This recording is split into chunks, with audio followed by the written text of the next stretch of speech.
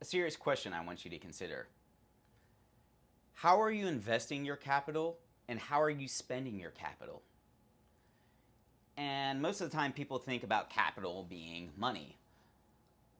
But for today's conversation, or even in today's economy, we are in, I would say, an attention economy, meaning that everyone's trying to grab your attention and you're also trying to grab everyone else's attention.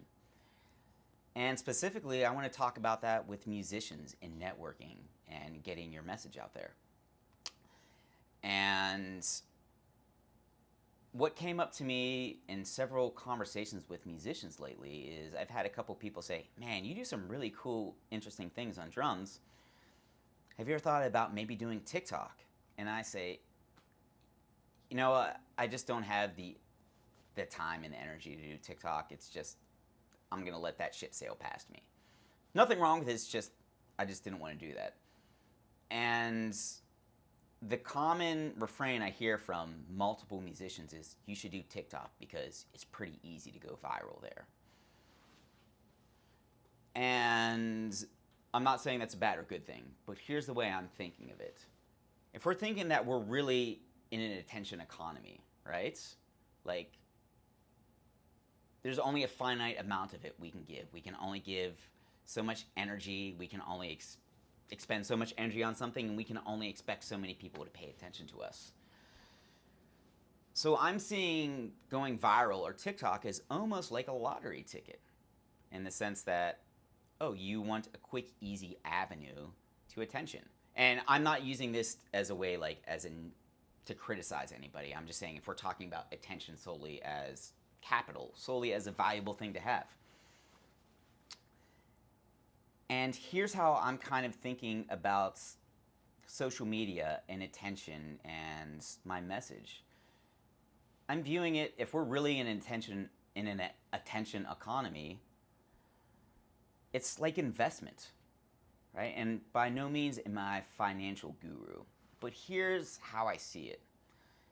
If you're playing gigs regularly, and let's say you're making a couple $100s per gig, you could, from every gig, just drop a few dollars spread out over a few accounts that are pretty stable and have a solid return. And it just takes time to grow. It takes time to get interest. It takes time for those dividends to pay off. But if you do that after every gig, say, I'm going to just throw a few dollars into this bucket. Not a lot. But if you do that for a few years, not pretty soon, over a few years, you'll have a substantial kind of nest egg investment. Something that, I can do something with this. I can use this for something to really impact my life and my career. Whereas I view doing something like TikTok as, well, let me back up the truck. So I view those small, steady investments of my attention. I'm doing that before gigs. I go around, meet a couple people, spend a few minutes talking, finding some new musicians I haven't met before. After every gig, maybe spending a few minutes going hearing in other bands. After every gig, spending a few minutes creating a YouTube video saying this is what I did today. Not expecting it to go viral. That's not my goal. I'm just like, okay, here's a small little deposit, and then I'm just gonna put it there and leave it. And not expecting, like if I put $5 into a bank account, I'm not going to expect it to be $5,000 the next day. Whereas I personally view like TikTok or a lot of the game people are playing with social media as almost like after every gig taking a few dollars from your gig and buying some scratch off lotto tickets. It's probably not going to do anything, but maybe there's a chance. And if you do that for a year or two, you might get a few $20, even $50 winners. But over time, it's not a sound investment. It's not meant to create wealth, or it's not meant to create anything substantial from you. It's meant to take from you. And that's the whole game. Some people call playing the lottery like a stupidity tax. And I'm not going that far. Like, I don't want to criticize anybody. That's not my game here. But I'm thinking, okay, I only have so much energy to spend. And if I start building a library of maybe performances, this is me playing on a gig. Instead of doing like a parlor trick on the drums, this is me playing a groove, which gets me hired. And people can see that I'm active.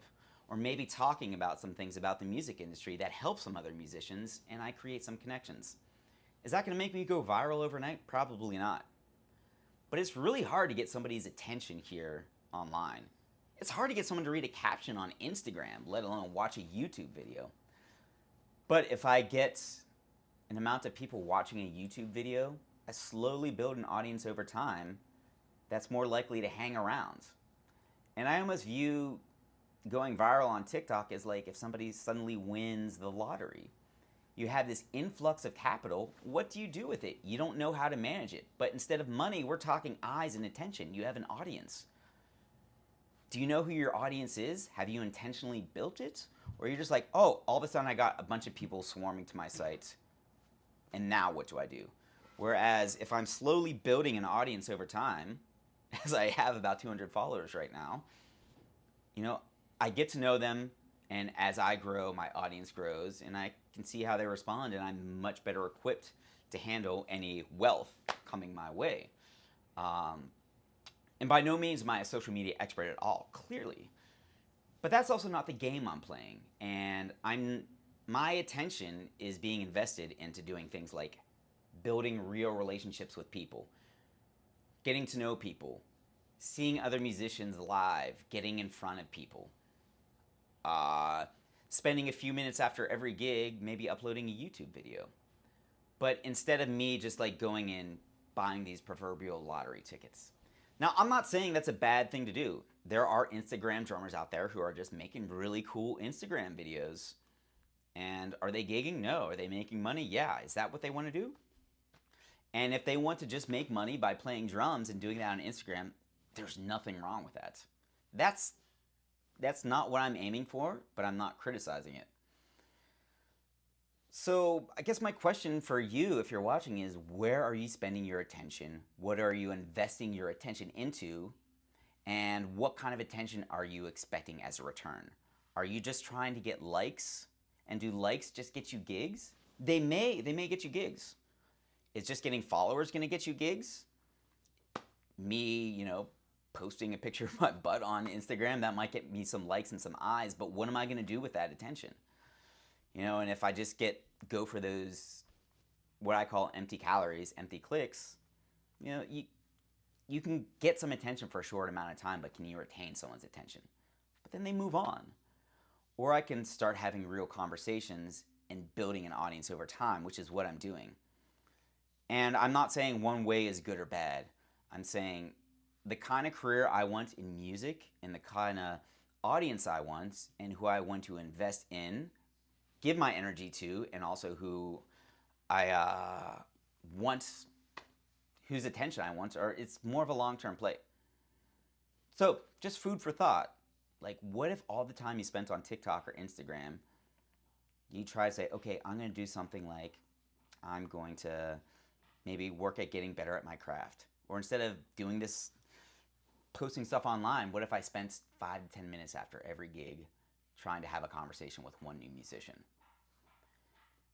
And I think if you did that over a span of a year, this is my totally unscientific guess.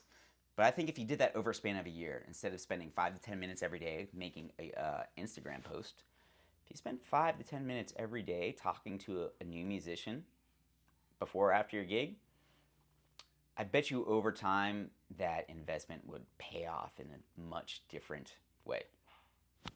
So I'm curious what your thoughts. If you agree, disagree, shoot me a comment.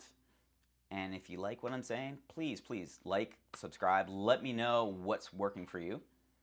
Or if you think I'm full of hooey, please let me know as well. But again, thank you for investing that finite attention, that finite resource you have in me today. I appreciate it, and thanks again for watching.